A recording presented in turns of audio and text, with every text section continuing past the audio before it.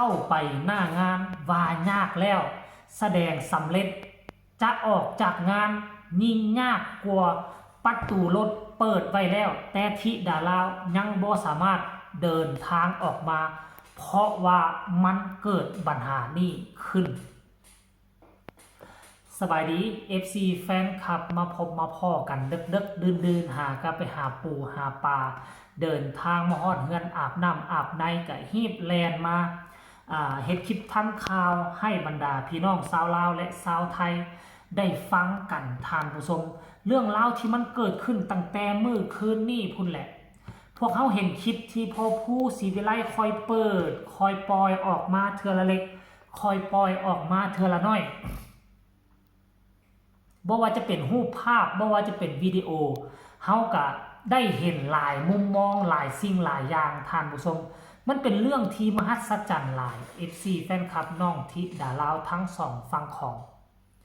ซึ่งปรากฏการณ์นี้มันเป็นปรากฏการณ์ใหม่หมอลำลาวฟีเวอร์ท่านผู้ชม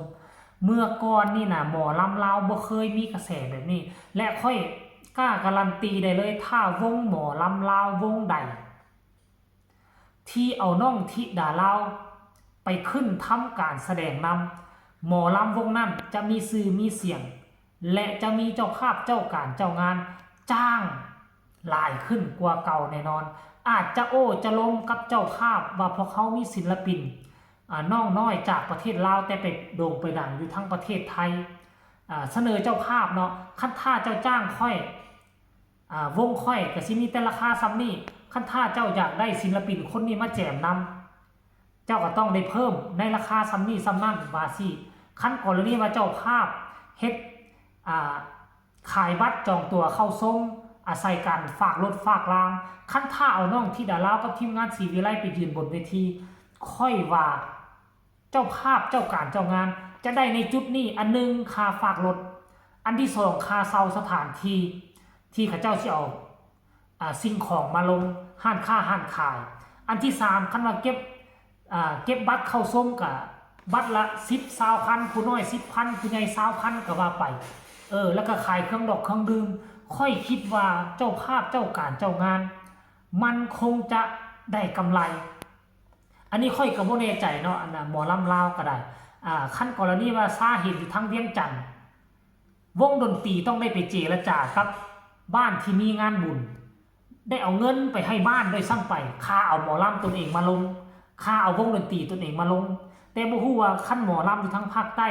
สิเป็นแนวนี้หรือบ่เนาะหรือว่าสิเป็นคือหมอลำอยู่ทั้งฝั่งไทยหมอลำอยู่ทั้งฝั่งไทยนี่เจ้าภาพเจ้าการเจ้างานวัดว่าอารามจะเฮ็ดบุญต้องโทรหาเขาจ้างเขามาลงแต่คันอยู่ในนครหลวงเวียงจันทน์นี่ส่วนใหญ่แล้ววงดนตรีที่ไปลงตามงานบุญต่างๆคือวงดนตรีต้องได้ไปจ้างบ้านเพื่อให้เลือกเอาวงดนตรีค่อยไปลงเนาะจ้างแล้ววันนี้วงดนตรีจะเอาเงินส่วนใดเอามาจูนเจือลูกวงก็อาศัยขายน้ำเหล้าน้ำเบียร์ของกอกของแก้มแนวนั้นนะทำสมค่าฝากรถก็ได้หาเงินตัวนี้แล้วก็เอามาจ้างนักดนตรีจ้างนักห้องทานผู้ชม FC แฟนคลับเดี๋ยวไปเบิ่งเรื่องเล่าเรานี่ว่ามันเกิดขึ้นได้จังใดธิดาลาวบ่สามารถออกจากงานได้ทั้งที่แสดงสด2 ชั่วโมงมันเกิดอีหยังขึ้นพอแม่คือมันหลายคักเพิ่นคือฮู้ธิดาลาวคักเนาะให้ทุกคนไปชมคลิปนี้นำกันแล้วจังมาพ้อกันในช่วงต่อไปไปชมพร้อมกันเลย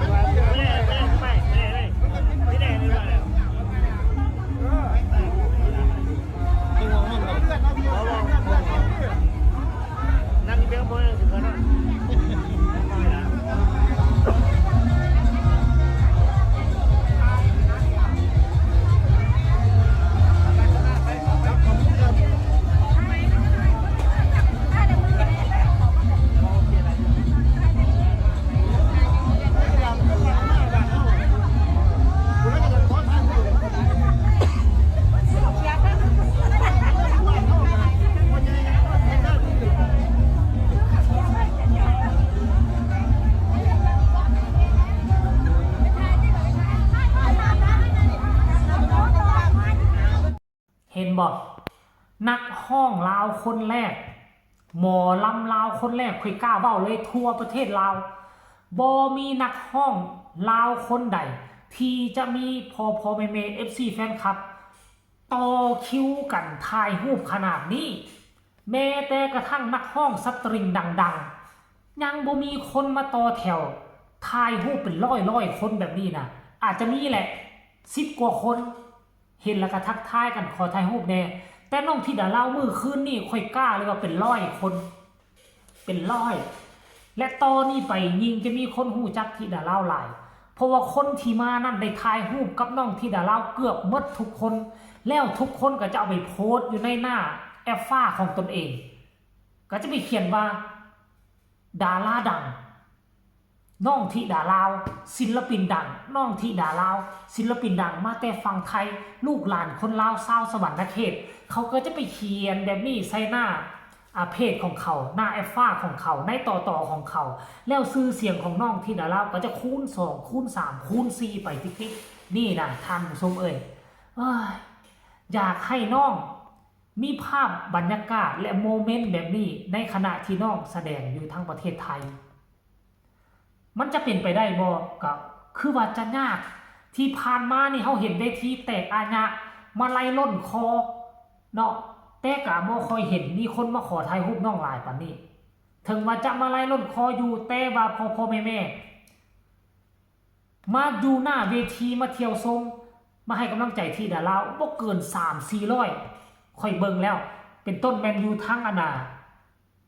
จังหวัดแพร่เนาะก็ถือว่าเป็น